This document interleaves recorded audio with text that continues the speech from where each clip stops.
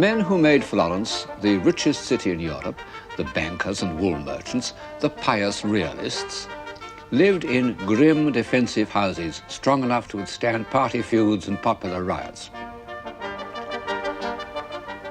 They don't in any way foreshadow the extraordinary episode in the history of civilization known as the Renaissance. There seems to be no reason why suddenly out of the dark streets and forbidding stone facades there arose a building as light and delicate as the Patsy Chapel. By its rhythms and proportions and its open, welcoming character, it totally contradicts the dark Gothic style that preceded it and, to some extent, still surrounds it.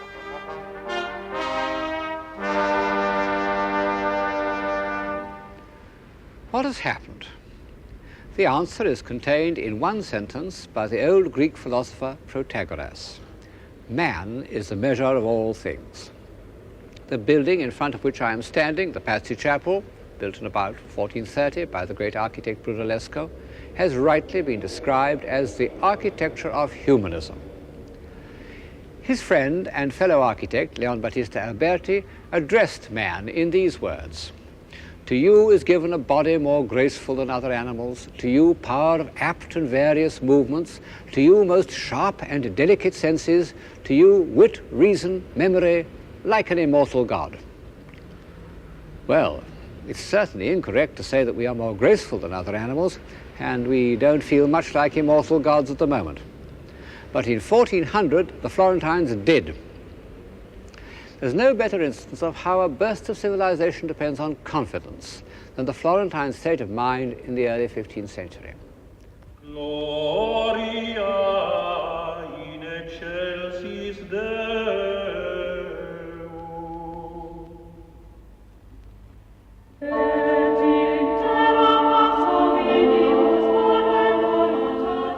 Where did it come from, this light economical style, which is unlike anything before or since? I think that it really was the invention of an individual, of Brunellesco. But of course, an architectural style can't take root unless it satisfies some need of the time. And Brunellesco's style satisfied the need of the clear-headed, bright-minded men who appeared on the Florentine scene at the moment when the discipline of trade and banking, in its most austere form, was beginning to be relaxed. And life, the full use of the human faculties, became more important than making money.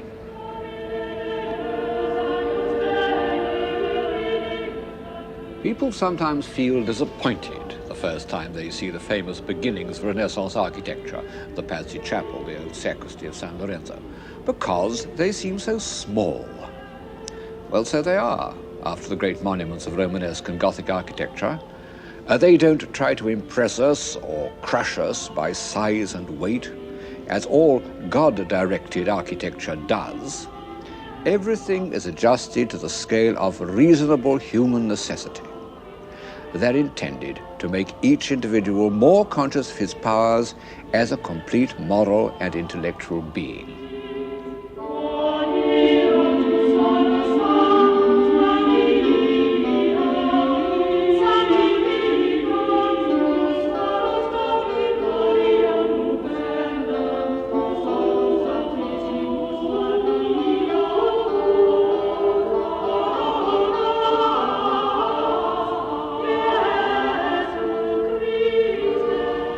The dignity of man. Today, those words die on our lips. But in 15th century Florence, their meaning was still fresh and invigorating. One of the second generation of humanists, named Manetti, wrote a book entitled On the Dignity and Excellence of Man. And this is the concept that Brunellesco's friends were making visible. The grandest of all these testimonies to the dignity of man is by Masaccio, in the series of frescoes he painted in the Church of the Carmine.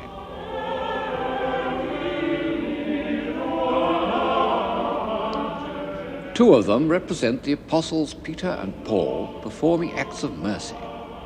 As St. Peter moves gravely through the streets, his shadow cures the sick, including this noble old man, more like a bishop than a beggar. And in the balancing fresco, Peter and his disciples give alms to a poor woman who is one of the great sculptural creations in painting.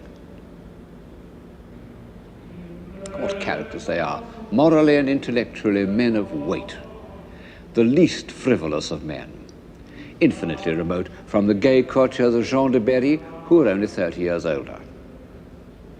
They have that air of contained vitality and confidence that one often finds in the founding fathers of a civilization. Those that come first to my mind are the Egyptians of the first 4 dynasties. The most famous group in the series represents the story of the tribute money. And the heads of the apostles seem to reflect the high seriousness of the Florentine Republic. It was directed by a group of the most intelligent individuals who have ever been elected to power by a democratic government. The Florentine chancellors were scholars, believers in the studia humanitatis, in which learning could be used to achieve a happy life, believers in the application of free intelligence to public affairs, believers above all in Florence. The second and greatest of these humanist chancellors, Leonardo Bruni, compared the civic virtues of Republican Florence with those of Republican Rome. Later, he went even further and compared it to Athens in the age of Pericles, which wasn't far wrong. As I've said before, all the great ages of civilization have seen themselves as part of history, both as heirs and as transmitters. And on Bruni's tomb in the church of Santa Croce are inscribed the words, "History is in mourning."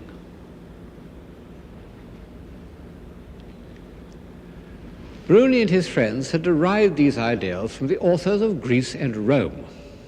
Now, much as one would like to say something new about the Renaissance, the old belief that it was largely based on the study of antique literature remains true. Of course, the Middle Ages derived much more from classical antiquity than used to be supposed, but their sources were limited, their texts corrupt, and their interpretations often fanciful. Almost the first man to read classical authors with real insight was the poet Petrarch, that complex figure of the 14th century, that false dawn of humanism, whose love of opposites, of fame and solitude, of nature and politics, of rhetoric and self-revelation, makes us think of him as the first modern man, until we begin to read his works. Petrarch never learned Greek, but his younger contemporary, Boccaccio, did, and so there entered into Florentine thought a new regenerative force and a new example. The first 30 years of the 15th century was the heroic age of scholarship, when unknown works by the greatest writers of antiquity, Tacitus, Plato, Cicero, and a dozen others, were discovered in monastic libraries, where they had lain since they were copied in the Dark Ages. And it was to house these precious texts, any one of which might contain some new revelation, that Cosimo de' Medici built the library of San Marco. It looks to us peaceful and remote, but the first studies that took place there were not remote from life at all. It was the humanist equivalent of the Cavendish laboratory.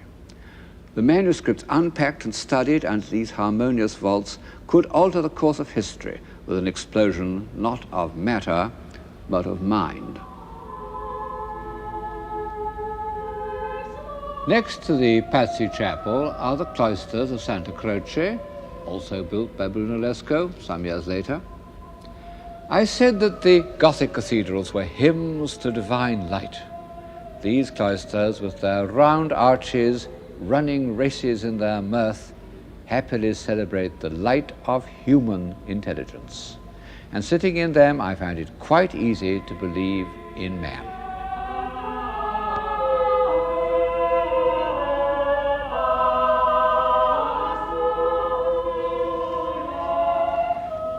When I first came here nearly 50 years ago, I felt this is my true center. Well, twice it seemed that they were lost. Once at the end of the German occupation, and once when the floods came and there were fishes swimming where my feet are in the ambulatory. But so far, the forces of destruction have been defeated. Clarity, economy, elegance. These are the qualities that give distinction to a mathematical theory. And no doubt early Renaissance architecture is based on a passion for mathematics, particularly for geometry. Of course, Gothic architects had designed on a geometrical basis, but it had been of immense complexity, as elaborate and as logical as scholastic philosophy. Nothing could be more geometrical than the Florentine baptistry, which is one of the earliest buildings in the city. But the Renaissance added to this tradition of design all sorts of philosophical notions, including the idea that these forms must be applicable to the human body, that each, so to say, guaranteed the perfection of the other. There are dozens of drawings and engravings to demonstrate this proposition, of which the most famous is by Leonardo da Vinci. Mathematically, I'm afraid it's really a cheat, but aesthetically it has some meaning, because the symmetry of the human body and the relation of one part of it to another do influence our sense of normal proportion. And philosophically, it contains the germ of an idea which might save us, if we could really believe it, that through proportion we can reconcile the two parts of our being, the physical and the intellectual. The same approach was applied to painting in the system known as perspective, by which it was thought that by mathematical calculation one could render on a flat surface the precise position of a figure in space. And this, too, seems to have been invented by Brunellesco. But we can see it best in the works of his two friends, Ghiberti and Donatello, whose low-relief sculpture is really a kind of painting. Ghiberti's Jacob and Esau on the famous baptistry doors shows perspective used to achieve a spatial harmony that has almost a musical effect. Donatello's relief of St. Anthony of Padua curing a boy's leg shows the other use of perspective, to heighten emotion by a more intense awareness of space. I don't know why I always feel there's something alarming about an empty amphitheater, which suits the drama of this particular subject. The Florentines were extremely proud of this invention, which they thought, wrongly as it turned out, was unknown to antiquity.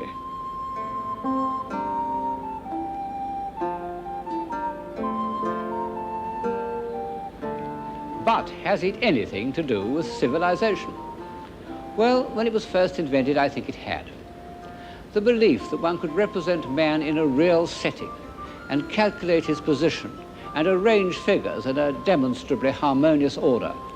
This belief expressed, symbolically, a new idea about man's place in the scheme of things and man's control over his own destiny. As an aid to realism, perspective is of no importance. The realistic painters of Flanders got on very well without it. But as a symbol, it means something. And it's as a symbol that it passes into the decorative arts of the early Renaissance. And one finds it as the principal theme of those wooden inlays in panelled rooms or choir stalls, which are a repertoire of Renaissance symbolism. Perspective was concerned with the representation of towns, if only because it was by the paved floor and receding arcade that the system could be shown to advantage. And in the 15th century, painters did a number of pictures of ideal towns which are both architectural harmonies and the perfect setting for social man. Alberti describes in his great book on building the necessity of a public square, where young men may be diverted from the mischievousness and folly natural to their age, and under handsome porticos, old men may spend the heat of the day and be mutually serviceable to one another. I think that Piero della Francesca, who derived so much from Alberti, may well have had this and similar passages in mind when he painted this, the most harmonious of all ideal cities. The early Florentine Renaissance was an urban culture, bourgeois, properly so called. Men spent their time in the streets and squares and in the shops. A good Florentine, says one of their moralists, sta sempre a bottega, is always in the shop. And these shops were completely public. You can see in this engraving how a craftsman's workshop was open to the street, so that passers-by could see what was being done and rival artists make scathing comments. The Renaissance historian of art, Vasari, when he asked himself why it was in Florence more than elsewhere that men became perfect in the arts, gave as his first answer the spirit of criticism, the air of Florence making minds naturally free and not content with mediocrity. And this harsh, outspoken criticism meant that there was no gap of incomprehension between the intelligent patron and the artist. Our contemporary attitude of pretending to understand works of art in order not to appear Philistines would have seemed absurd to the Florentines. They are a tough lot. Many people since Bruni in 1428 have compared them with the Athenians, but the Florentines were more realistic. Whereas the Athenians loved philosophical argument, the Florentines were chiefly interested in making money and playing appalling practical jokes on stupid men. However, they had a good deal in common with the Greeks. They were curious, they were extremely intelligent, and they had, to a supreme degree, the power of making their thoughts visible. I hesitate to pronounce the much abused word beauty, but I can't think of a substitute. Like the Athenians, the Florentines loved beauty. This is a constant source of surprise to anyone who knows them. But as Walter Pater said of Michelangelo, out of the strong came forth sweetness.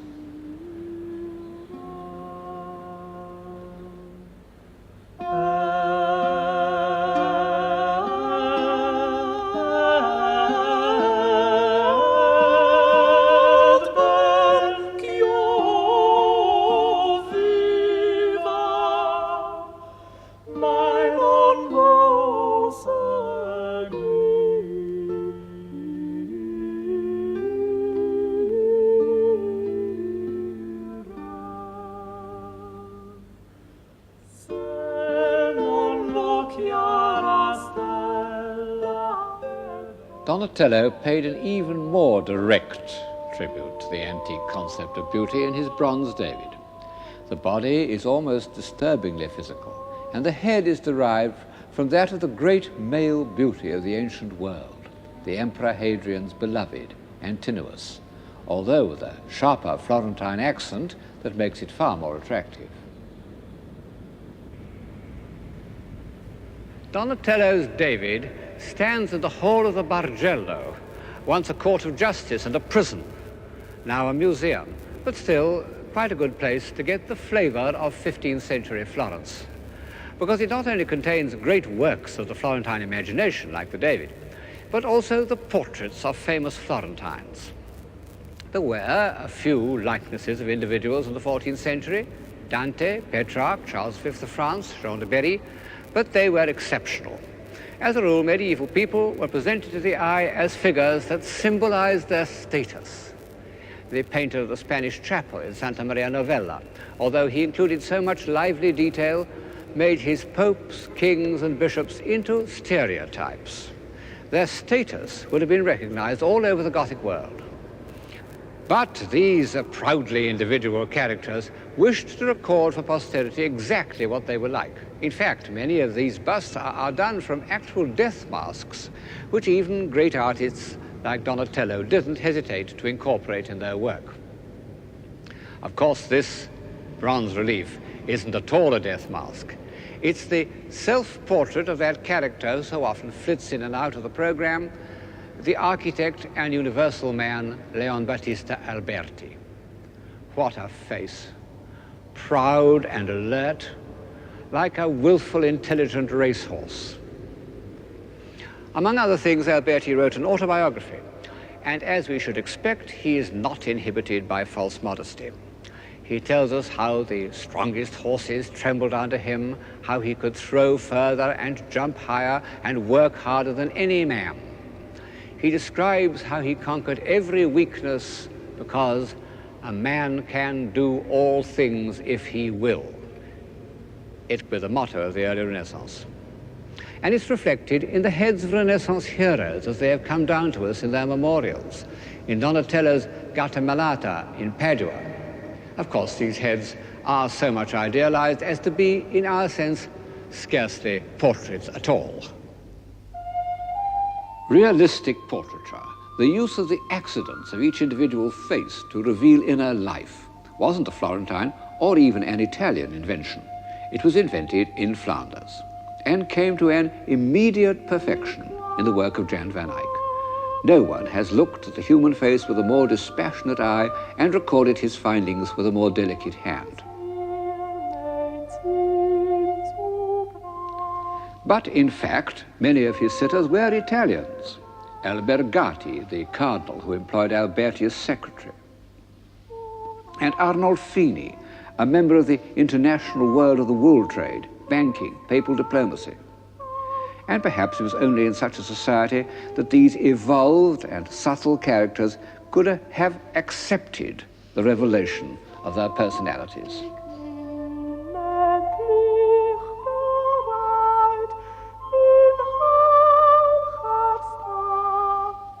Van Eyck's exploration of personality extended beyond the face.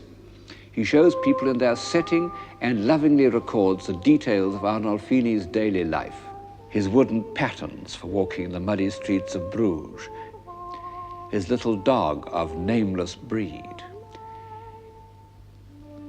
his wife's elaborate sleeve, his own fur-lined cloak and convex mirror, and above all, his splendid brass chandelier.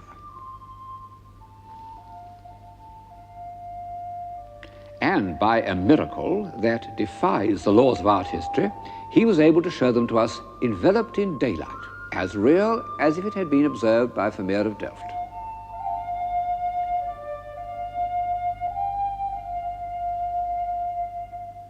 This sensibility to atmosphere the Florentines never attempted. They were a sculpture-minded people. But in their portrait busts, they came to achieve an almost Flemish realism. How like these Florentine worthies are to the confident faces that we see in Victorian photographs. This is the professional man, a doctor, his face lined with the wisdom of experience. In fact, he was Donatello's doctor and saved his life. And this is a businessman called Pietro Mellini. A character in one of Alberti's dialogues says, "A man cannot set his hand to more liberal work than making money. For what we sell is our labor. The goods are merely transferred."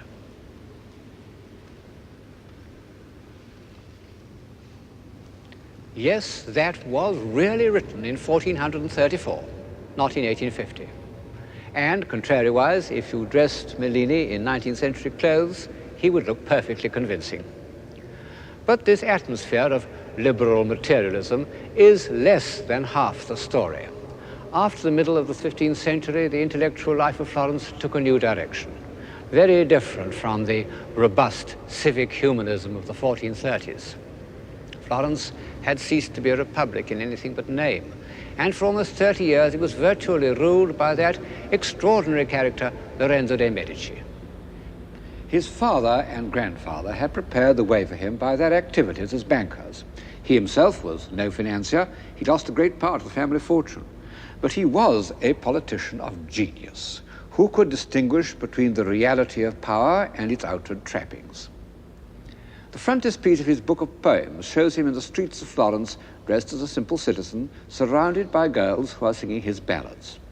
What a contrast is this modest printed page to the rich manuscripts of the Duke of Berry. In fact, Lorenzo was a good poet and a most admirable patron of other poets, also of scholars and philosophers, but he wasn't much interested in the visual arts, and the paintings by which his period is remembered were commissioned by his cousin Lorenzino. And it was for Lorenzino that Botticelli painted the works in which the Florentine sense of beauty appears in its most evolved and peculiar form, the Spring and the Birth of Venus. In the earlier of them, the Spring, the subject is derived from Ovid, but this classical inspiration is given a new complexity by memories of the Middle Ages. The pagan divinities sway before a background of leaves like a Gothic tapestry. What a marvelous feat of the imagination. As for the heads, they're a discovery of beauty that means much more to us than the full, smooth oval of antiquity. Ecco la primavera che il cor fa rallegrare, tempe da innamorare e star con lieta cera, nove già l'aria e il tempo che pur chiama allegrezza. In questo vago tempo ogni cosa ha vaghezza. L'erbe con grande freschezza e fior coprono i prati, e gli albori adornati sono in simil maniera. Nove già l'aria e il tempo che pur chiama allegrezza. In questo vago tempo ogni cosa ha vaghezza.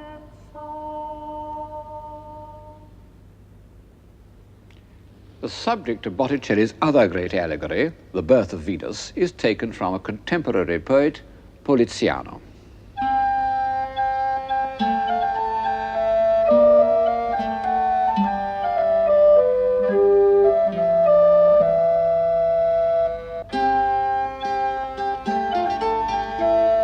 Poliziano was part of a group of subtle Florentines who were inspired by the late Greek philosophers known as Neoplatonists. And it was their hope they might reconcile these pagan philosophers with Christianity. And so Botticelli's Venus, not at all the amorous strumpet of paganism, is pale and withdrawn and dissolves into his image of the Virgin Mary.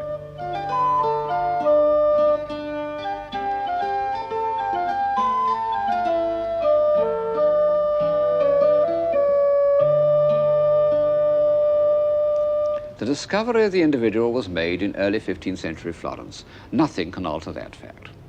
But in the last quarter of the century, the Renaissance owed quite as much to the small courts of northern Italy, Ferrara, Mantua, and above all Urbino, this small and rather remote town on the eastern perimeter of the Apennines.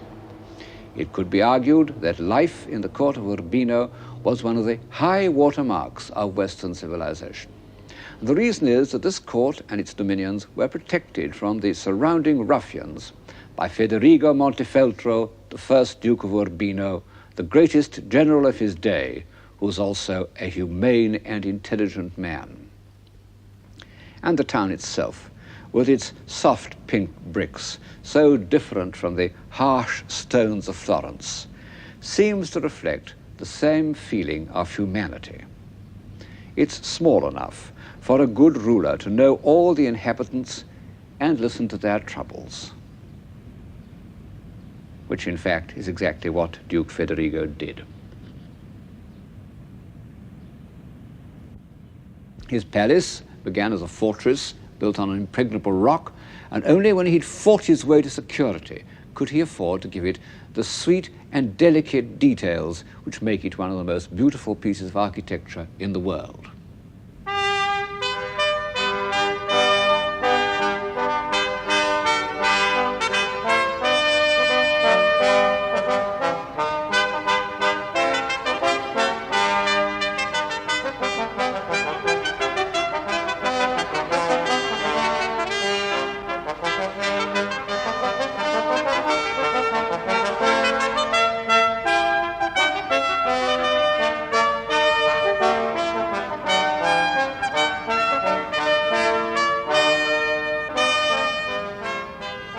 The Palace of Urbino has a style of its own.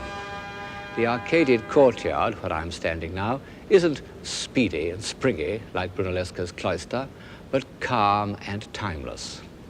And the rooms are light and airy, and so perfectly proportioned that it exhilarates one to walk through them. In fact, I think the interior is the most beautiful in the world, and the only palace that I can go round without feeling oppressed and exhausted.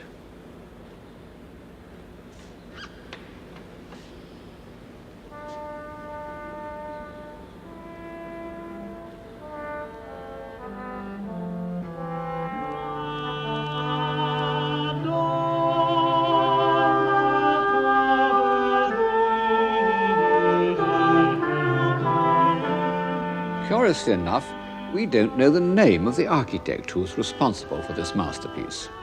A famous fortress builder named Lorana did the substructure, but he left Urbino long before the lived-in part of the palace was begun. But the painter Piero della Francesca was there at exactly the date when it was being decorated, and personally I believe that he was responsible for its style. The architecture in this picture by Piero, which is in Urbino, shows exactly the same kind of delicate detail that one finds round the doors and windows of the palace, and it was painted, 10 years earlier.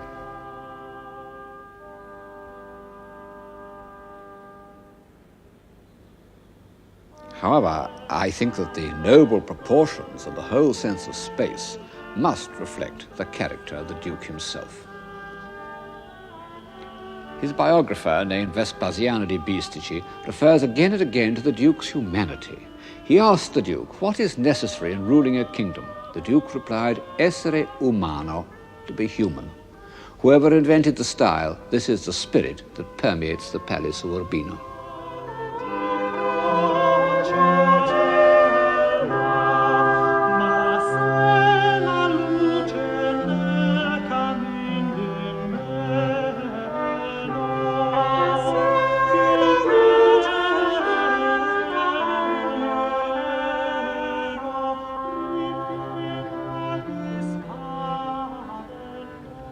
As a part of civilization, the Palace of Urbino extended beyond the 15th century.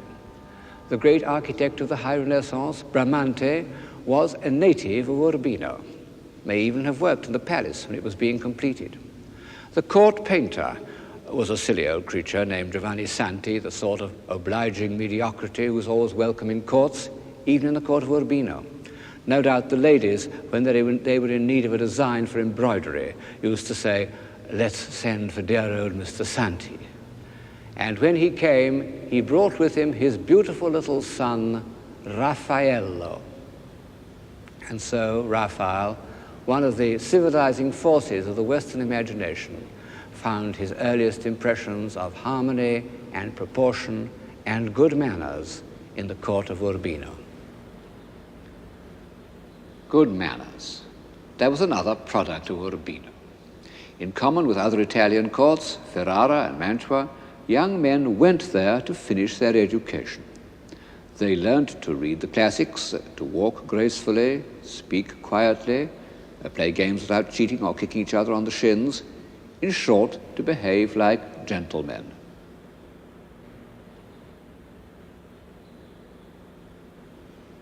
Under Federigo's son and successor, Guidobaldo, the notion of a gentleman was given classic expression in a book called Il Cortigiano, the courtier, by Baldassare Castiglione. It had an immense influence. The Emperor Charles V had only 3 books beside his bed: the Bible, Machiavelli's Prince, and Castiglione's Courtier. For over 100 years, it formed everybody's notion of good manners. Actually, it's very much more than a handbook of polite behavior, because Castiglione's ideal of a gentleman is based on real human values. He mustn't hurt people's feelings or make them feel inferior by showing off. He must be easy and natural, just as Castiglione himself appears to be in his portrait by Raphael. And he mustn't be a mere worldling. The Cortigiano ends with a moving discourse on the subject of love. Just as Botticelli's Spring unites the tapestry world of the Middle Ages with pagan mythology, so Castiglione's Courtier unites the medieval concept of chivalry with the ideal love of Plato.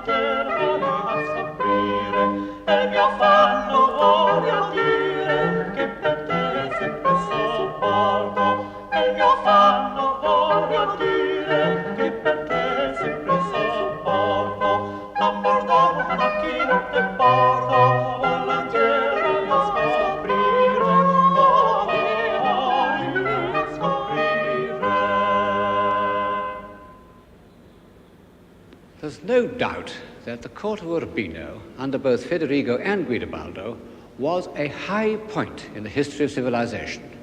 And the same is true, in a lesser degree, of the court of Mantua. The palace of Mantua lacks the exhilarating lightness and lucidity of the palace of Urbino, but it contains one room in which, more than anywhere else perhaps, one can get an idea of civilized life in an Italian court. It's the room decorated by the court painter Andrea Mantegna.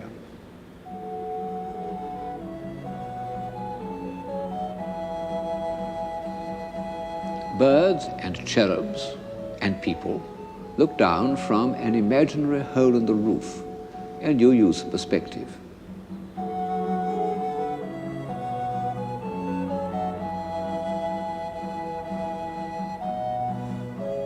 Then come painted busts of Roman emperors,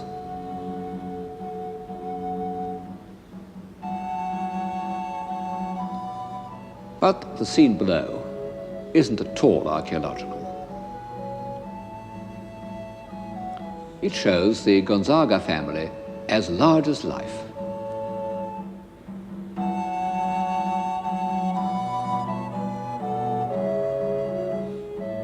Also their dogs.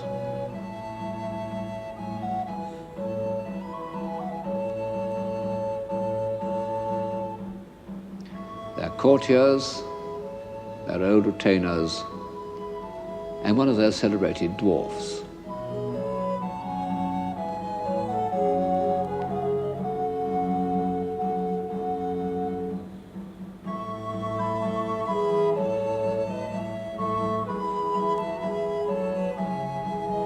In spite of the formidable frontality of the Marchioness, the spirit of the whole group is extremely natural. The little girl asks if she may eat an apple, but her mother is interested to know what news the Marquis has just received from his secretary. And in fact, it is good news that their son has been made a cardinal.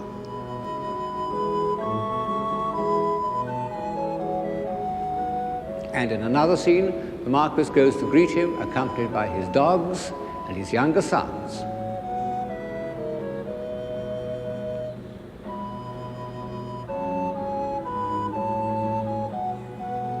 What an agreeably informal reception.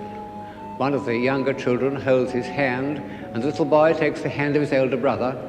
It's still without the odious pomposity that was to grow up in Europe during the next century and reach its zenith at Versailles. I'm bound to say that even Mantegna has not been able to make the newly created cardinal look like a very spiritual type, which reminds one of the obvious fact that this kind of social organization depended entirely on the individual characters of the rulers. In one state is Sigismondo Malatesta, the wolf of Rimini, who did things that even the most advanced theatrical producer would hesitate to put on the stage. In the neighboring state, Federigo Montefeltro, the God-fearing father of his people, and yet both of them employed Alberti, and both were painted by Piero della Francesca. Federigo was a lover of books, who made the Palace of Urbino into one of the finest libraries in Italy. But when he read them, he left his armor on, and he needed to. This was one of the weaknesses of Renaissance civilization. And the other, no less obviously, was that it depended on a very small minority. Even in Republican Florence, the Renaissance touched relatively few people. And in places like Urbino and Mantua, it was practically confined to the court. This is contrary to our modern sense of equality. But one can't help wondering how far civilization would have evolved if it had been entirely dependent on the popular will. W.B. Yeats actually used the example of Urbino when he addressed a poem to a wealthy man who promised a subscription to the Dublin Gallery if it were proved that the people wanted pictures.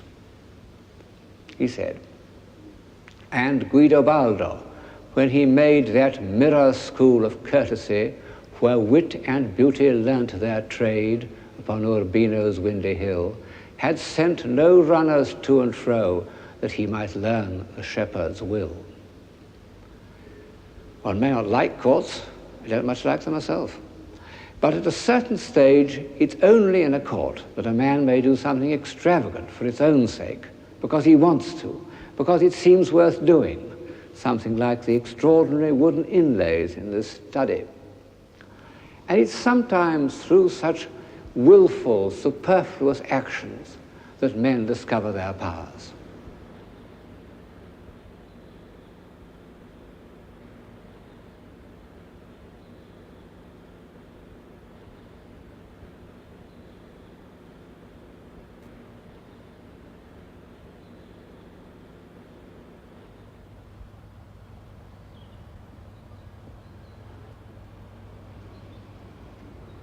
All the same, as one walks through these splendidly extravagant rooms, one can't help thinking, what about the people in the fields? All those shepherds who Mr. Yeats rightly supposed that Guidobaldo did not consult on matters of taste and good manners. Could they not have had a kind of civilization of their own? Well, there is such a thing as a civilized countryside. Looking at the Umbrian landscape with its terraces of vines and olives, and the dark vertical accents of the cypresses, one has the impression of timeless order. There must have been a time when it was all forest and swamp, shapeless, formless.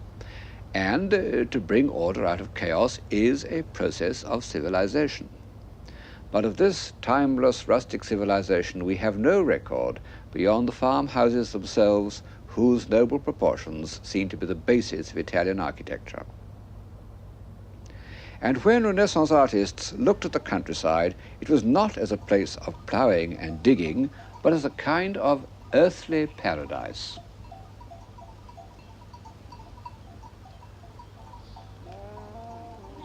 This is how it appears in the first evolved landscape in European painting, the background of Van Eyck's Adoration of the Lamb. The foreground is painted with a medieval sharpness of detail, but our eye, passing over the towers and dense greenery of laurels and palms, floats into a gleaming distance.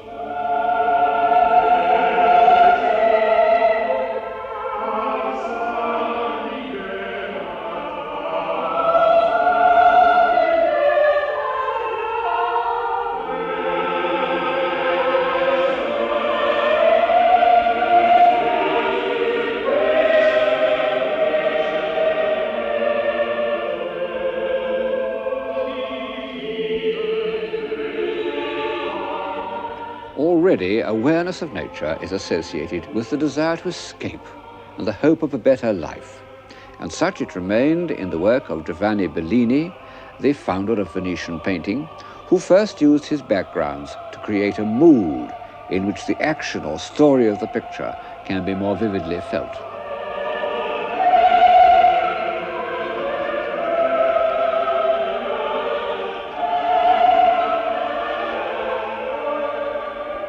Bellini was a religious painter.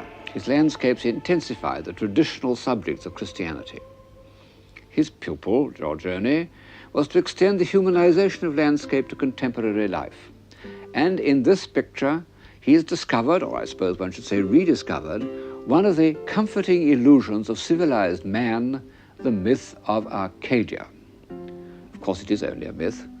Country life isn't at all like this. And even on a picnic, ants attack the sandwiches and wasps buzz round the wine glass. But Giorgione has shown us how fundamentally pagan it is. This Arcadia is as much a tribute to antiquity as were the republican virtues of the Florentine humanists, and as much part of the rediscovery of man, but in his sensual rather than his intellectual nature. With Giorgione's picnic, the balance and enjoyment of our human faculties seems to achieve perfection.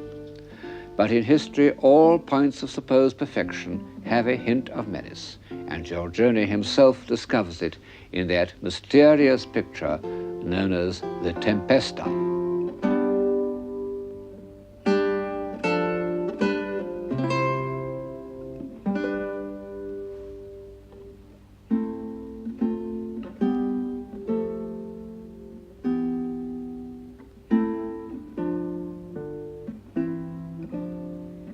What on earth is going on? What is the meaning of this half-naked woman suckling a baby, this flash of lightning, this broken column? Nobody knows. Nobody has ever known. It was described in Giorgione's own time as a soda and a gypsy. Well, whatever it means, it certainly doesn't show any confidence in the light of human reason. A man can do all things if he will. How naive Alberti's statement seems when one thinks of that great bundle of fears and memories that every individual carries around with him, to say nothing of the external forces which are totally beyond his control. Giorgione, the passionate lover of physical beauty, painted this picture of an old woman and inscribed it col tempo, with time. One can see that she must once have been a beauty. It's one of the first masterpieces of a new pessimism, new because without the comfort of religion, that was to be given final expression by Hamlet.